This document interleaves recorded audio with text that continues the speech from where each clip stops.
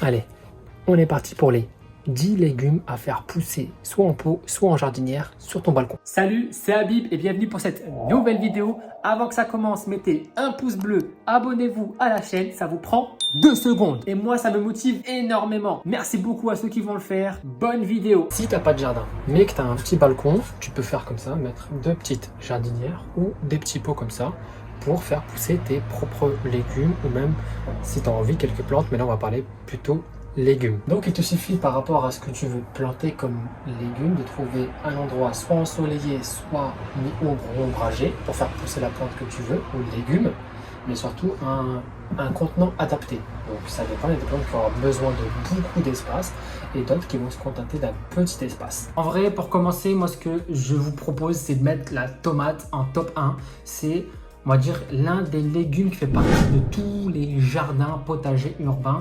Et vraiment, c'est une chance d'en avoir dans son potager à portée de main. C'est très agréable. Donc, ce que je vous invite à faire, c'est de les mettre dans un pot comme ça. Si vous avez plus grand, c'est bien, mais là-dedans, avec un pied de tomate, vous en sortez très bien.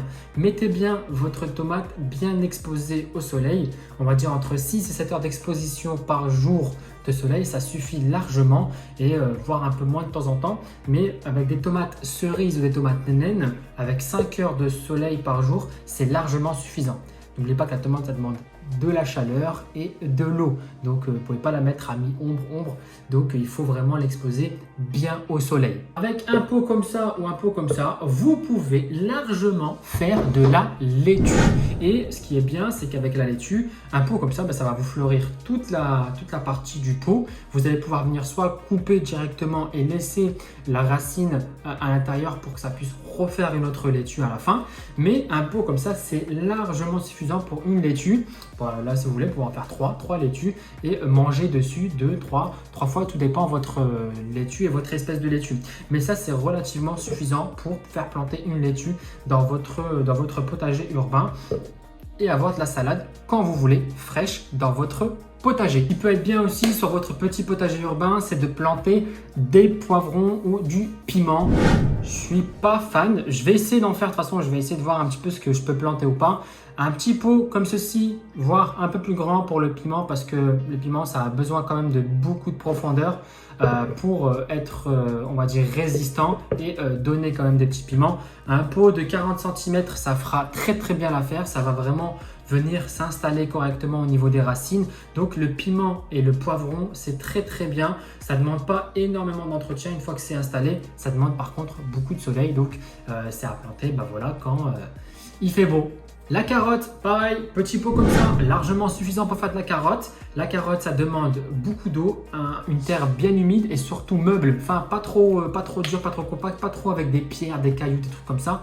Elles n'aiment pas trop. Elles aiment bien les terres un peu meubles, mais surtout, ce qu'elles aiment bien, c'est une terre bien humide pour pouvoir pousser facilement.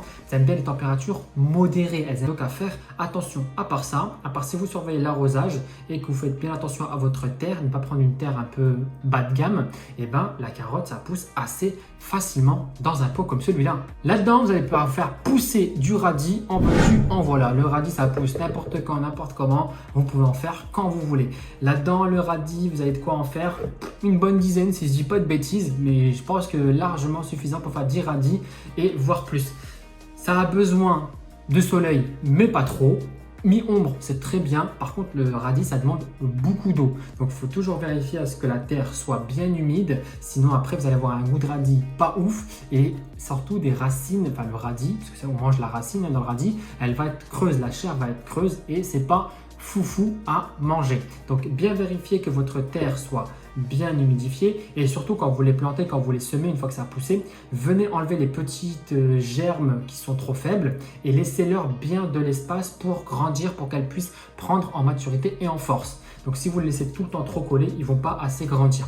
Donc bien espacer les radis les uns des autres pour qu'ils puissent bien grandir. Ce que je vous conseille, c'est aussi les haricots verts. Là, ce pot, honnêtement, il est un peu trop petit. Celui-ci aussi. Ce que je vous conseille, c'est un pot minimum de 30 cm, voire plus, pour pouvoir planter votre haricot vert. Il va venir très profond en termes de racines, mais aussi il va aller très très haut en termes de grandeur. Donc très très haut, attention, ça va faire 10 mètres de haut, mais ça va grandir pour pouvoir faire pousser ces haricots. Donc ce que j'invite, c'est à mettre quelques bâtons autour du pot, donc soit en arc de cercle ou autre, bien séparés, pour qu'ils puissent s'enrouler et venir monter pour pouvoir simplement aller chercher la lumière et ensuite fleurir et donner des haricots verts. N'hésitez pas, si vous trouvez qu'il est trop haut, attendez qu'il atteigne une certaine limite aussi de hauteur pour pouvoir venir le tailler, mais ça a besoin de monter. Si ça ne monte pas assez, l'haricot ne va pas donner. Les épinards, pareil, c'est un truc qui pousse relativement bien et assez facilement. Dans un pot comme ça, vous pouvez, mais ce qui est préférable pour les épinards, c'est de faire un pot, on va dire large, en fait, pas profond, mais large, parce que les feuilles, elles vont s'étendre sur les côtés. Donc ce qui est bien, c'est vraiment de venir, et surtout que ça va pas avoir beaucoup de racines. Donc ce qu'il va falloir faire, c'est essayer de prendre un pot assez large, assez grand, qui prenne de l'espace. Alors si vous avez un pot comme ça, c'est très bien, mais si vous avez un pot qui est moins profond mais qui est un peu plus rond, on va dire plus large, et ça sera mieux parce que vous allez pouvoir récolter un peu plus d'épinards. En soi, l'épinard, ça demande de l'eau, mi-ombre, pareil, on est tranquille en niveau entretien. Les petits pois, pareil, un pot comme ça, je me répète, mais c'est le but de la vidéo, ça passe largement. Attention, petits pois de type nain ou de type arbuste qui ne va pas venir monter trop haut parce que les petits pois, ça monte un peu comme les haricots verts, ça va venir monter très très haut. Donc, privilégiez des petits pois de type nain ou de type, on va dire, arbuste qui vont venir faire des petits arbustes et vous allez pouvoir récolter plus facilement et surtout, vous n'allez pas trop perdre en hauteur si vous n'avez pas d'espace aussi ou si vous ne voulez pas que ça reprenne toute la hauteur de votre balcon. Ça demande du soleil et surtout une terre bien humidifiée, le petit pois, donc à bien surveiller. À part ça, ça ne demande pas trop d'entretien. Une fois que c'est fait, vous coupez, vous récoltez et vous êtes tranquille. Bon, je vais mettre mes chouchous, mes préférés pour moi dans un potager urbain, sur un balcon. Si on commence à faire pousser des choses, et c'est les plantes aromatiques, les gars. Si vous avez des petits pots comme ça et vous ne savez pas trop où aller, quoi faire, comment, achetez-vous de la menthe, du basilic, du romarin, du thym, de la ciboulette, du coriandre, du persil, et là vous pouvez tout mettre. Attention, mettez de la menthe, du persil, du basilic et mettez vos pots côte à côte pour que ça fasse beau. Mais là-dedans, c'est largement suffisant pour faire pousser de la menthe, du basilic.